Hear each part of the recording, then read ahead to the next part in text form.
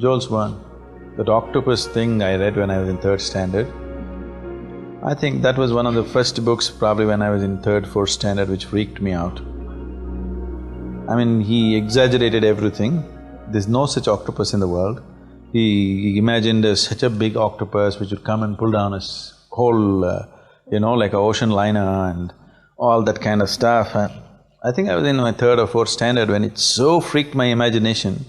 This octopus and me wanting to go to the sea and want to see these octopuses and whatever else, all those other things that go with it. I think for almost 6 months, 8 months, this octopuses crawled through my brains. That's one book that really grabbed my imagination. The next big book that grabbed my imagination was Gulliver's Travels.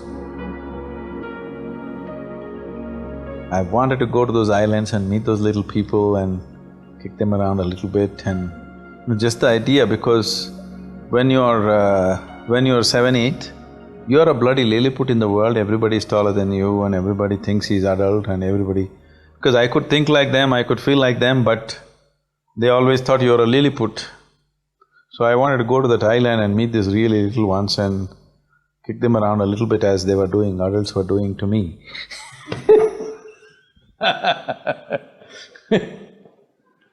So Gulliver's Travels really did that. And okay, the other big one, all these going to the sea books somehow fascinated me. Robinson Crusoe just freaked me out. I really wanted to go away. When we were in 9th standard, me and my friends planned, we'll build a craft and we will go off to Tahiti. We wanted to just go away, 3-4 of us, we want to build a boat and sail away to Tahiti. We study the ocean currents, how to go, which season to take off to the ocean, the works. There's another movie, I don't know, when Captain… There used to be a lot of English movies at that time where kids run off to the ocean, as what do you call them? Stowaways. As a stowaway, you go away in a ship. All these stories caught my imagination so much. Always we were chanting, if you run, you must run to the sea, you must run to the sea. We never ran, fortunately. We almost ran, but we didn't run. Robinson Crusoe, and later on, it still fascinated me that island getting lost thing was, what is this? Ibsen's Crichton, what is it? Admirable Crichton.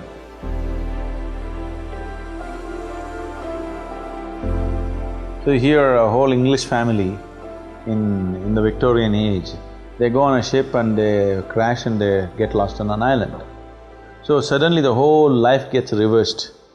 These English dandies can't survive on an island, they don't know anything, how to do anything, they don't know how to strike a matchbox.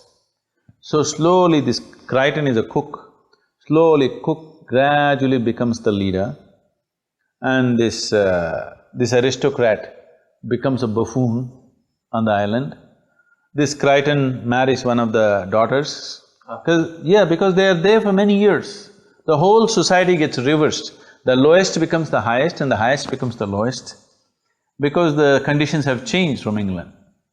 And after some 8 or 10 years, one day a ship comes and they don't know what to do, because now the cook has become the boss. Suddenly if the ship comes, everything will get reversed again. But Crichton says, this is the natural order of society. There, that was the order. Here, this is the order. If you go back to England, once again that's the order. So he sets up a smoke signal, ship comes and picks them up, and then they come back to England.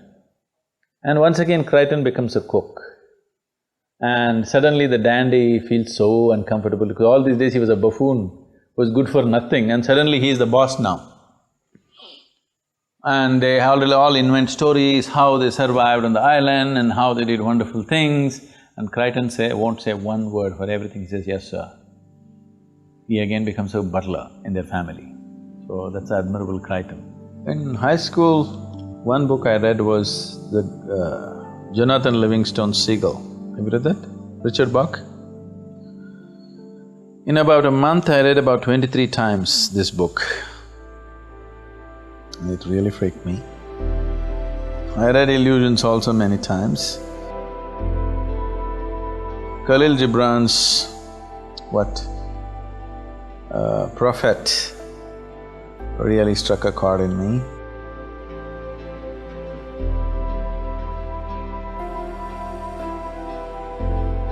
More than that, Mikhail Hami's The Book of Mirdad, oh, that was wonderful.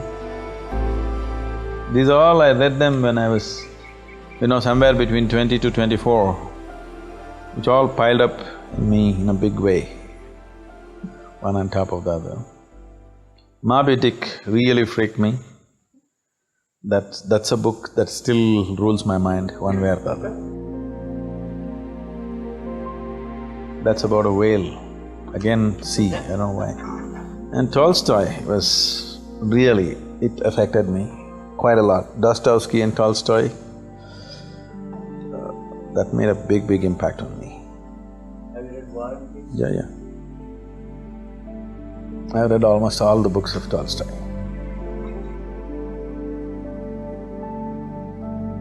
They were all Russian books and available at 2 rupees, 3 rupees. I bought up a whole library of Russian books and read them up.